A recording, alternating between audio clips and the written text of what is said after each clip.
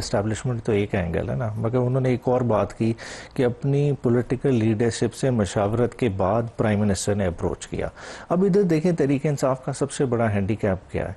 کہ ہماری political leader Imran Khan, ان کے ساتھ ملاقات کتنی فریکوینٹلی ہو رہی ہے، پچھلے 8 مہینے میں کس پولیٹیکل لیڈرشپ کو ایکسیس دی گئی ہے۔ دیکھیں کوئی بھی مذاکرات ہم سمجھیں کہ باہر والی لیڈرشپ بیٹھ جائے اور عمران خان کو وہ آن بورڈ نہ کر سکے، دیکھیں پہلے تھوڑا سا تو ماحول کریٹ کیا جا سکتا ہے کہ نہیں؟ آپ کہیں کہ ڈیالہ ان کے اختیار بھی نہیں ہے۔ آپ نے لیڈر کو نکالنا ہے جیل سے،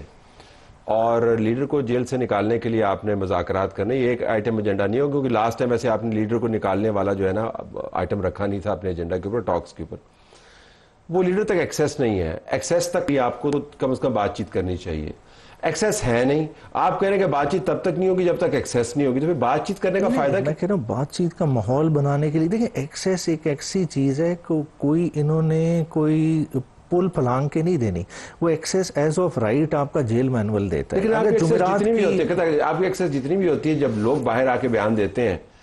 ان کے آپس میں بیانات ہی نہیں ملتے ہیں، یعنی یہ نہیں ہے کہ آپ کو ایکسیس نہیں ہے۔ آپ کی پارٹی میں اس وقت لڑائی کیا ہے کہ جو عمران خان کا پیغام لے کے آتے ہیں وہ غلط ہمیں کنوے کرتے ہیں، تو آپ کے پاس کیا ضمانت ہے جو پیغام آ رہا ہے وہ درست ہوگا؟ نہیں دیکھیں، جب بھی ٹاکس کے لیے کوئی کمیٹی بنے گی، عمران خان صاحب نے پہلے بھی تو جیل میں سے 3 رکنی کمیٹی بنائی نا مشاورت کے لیے، جب عمران خان تک ایک بات ہی کلیئرٹی کے ساتھ نہیں پہنچے گی کہ یہ حکومت کا ایجنڈا ہے، وہ ان ٹرمز پہ بات کرنا چاہتے ہیں اور پوٹینشلی ہم ان ٹی او آرز پہ بات کریں گے، تو کم از کم اپنی لیڈرشپ کو آن بورڈ لینا اتنا تو تحریک انصاف کا حق ہے نا۔ تو اگر اس کو گارنٹی کر دیا جائے تو بہتری آ سکتی ہے۔ میں نہیں سمجھتا کہ تحریک انصاف میں کوئی بندہ اس چیز کو ڈینائی کرے گا کہ پولیٹیکلی بات چیت کیے بغیر کوئی رستہ نکلے گا۔ پنجاب میں جتنے لوگ ہیں، علیمہ خان سمیت آپ کے لوگ کہتے ہیں،